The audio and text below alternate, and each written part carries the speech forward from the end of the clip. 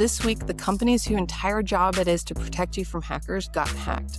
Not because someone cracked their code, but because they all trusted the same vendor, and that vendor got breached. LastPass, Huntress, BeyondTrust, Recorded Future, security firms exposed through a third party they rely on. And honestly, that's the whole story of the week. 3 different headlines, one quiet pattern underneath them.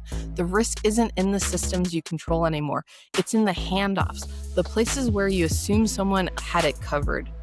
Hi, I'm Stephanie Hai, technology advisor and co-founder of Kaizen CX. Let's get into it. Okay, 4 stories this week, and I'm going to walk through each one of them with 3 layers. What actually happened, what it means for a real business decision, and then the part that I find most interesting, why people are reacting the way they are.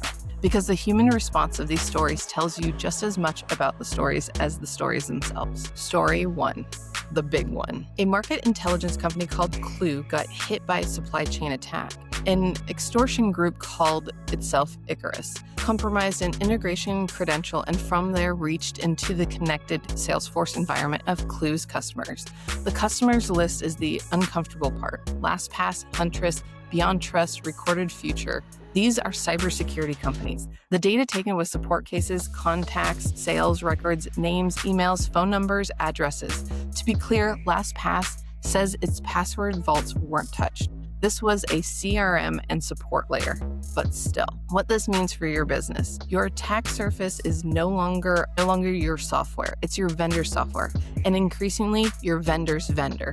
When you sign with a provider, you're inheriting every integration they've connected, and most companies have never mapped that chain past the first link.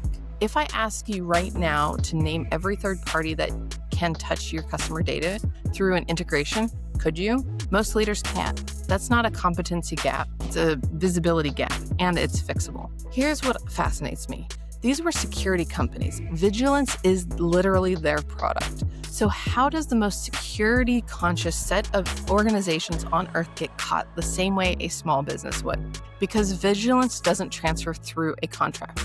When you hand a function to a trusted expert, our brain does something sneaky. It marks the risk as handed to. We don't just outsource the task, we outsource the worrying.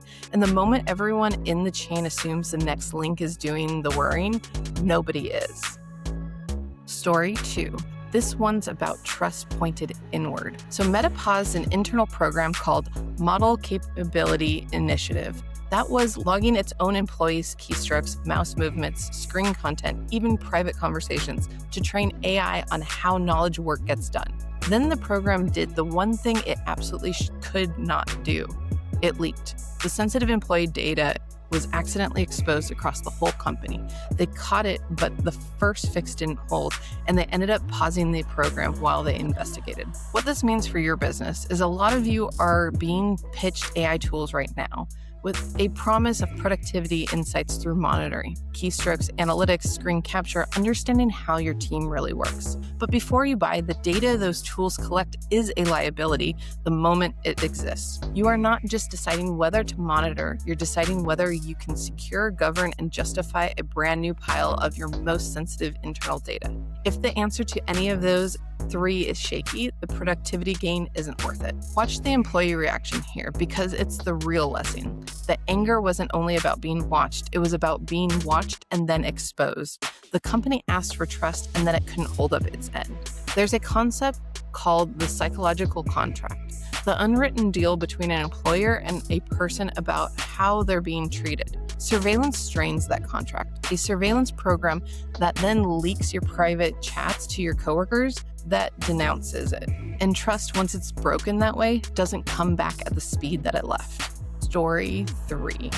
The one with geopolitics in it. This is an ongoing fallout. Anthropic alleged that an effort tied to Alibaba's AI lab used around 25,000 fake accounts to run 28.8 million queries against its top Claude model, a technique called distillation, where you use a powerful model's answers to train a cheaper copycat. The US government responded with a tightened export controls, and the knock-on effect was that access to certain frontier models got disrupted, including in practice. for legitimate paying customers. So what this means for your business is that if one specific AI model is load-bearing inside your operation, if a core workflow stops working when that model is unavailable, you now have a continuity risk that has nothing to do with the technology and everything to do with politics and trade policy. This is the same lesson we learned about single supplier dependencies in physical supply chains, just we got there faster. The fix isn't to AI, it's to know your fallback before you need it. Story 4, because it reinforces story 1. Security researchers at JFrog flagged a sharp rise in AI-favored software supply chain attacks, a 451% jump in malicious NPM packages, roughly 500 malicious models floating around public repositories, and injection risks in AI-coded assistants that touch your build pipelines. I know that's a lot of words, but what this means for your business is an AI-generated it is not a stamp of safety. It's a new doorway for untrusted code to walk through. If your team is shipping AI-assisted code, you need the same review discipline you'd apply to code from a complete stranger on the internet, because functionally, that's what it is. There's a real automation bias at work here. When output is faster, fluent, and confident, we instinctively trust it more, even though speed and confidence has nothing to do with safety. The very polish of AI output is what lowers our guard. So pull back with me, because here's one thread running through all 4 of these stories. Klue, the meta program, the model dependency, the AI code, every single one is a story about trust we extend and then stopped watching. We trusted the vendor, so we stopped tracking the integration.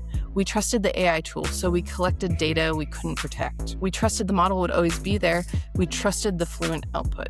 Behavioral science has a name for this engine underneath. It's diffusion of responsibility, the finding that the more people or parties who are theoretically responsible for something, the less any single one of them actually feels responsible for it. The classic version is a crowd watching an emergency and no one stepping in, because everyone assumes someone else will. Modern vendor chains are like that crowd. Every link assumes the next link is paying attention. And the result is a system where the trust is real, but the watch is gone. So here's the reframe I want you to leave with. The goal is not to trust less. You can't run a business not trusting anyone. You'd never outsource anything, you'd never adopt anything, never move.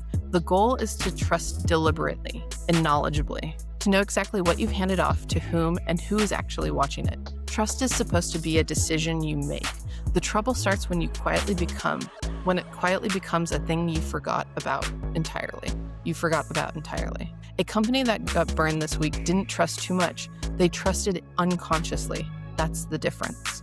If any of this is making you mentally scan your own vendor list and feeling a little uneasy, that's a good instinct and it's worth acting on. We do free technology audits and reviews where we map exactly this information, where your real dependencies are, which handoffs are unwatched, and what to shore up first. Or if you want something a little bit faster, take our AI readiness assessment quiz. It'll show you where your organization actually stands before you make your next big tech decision.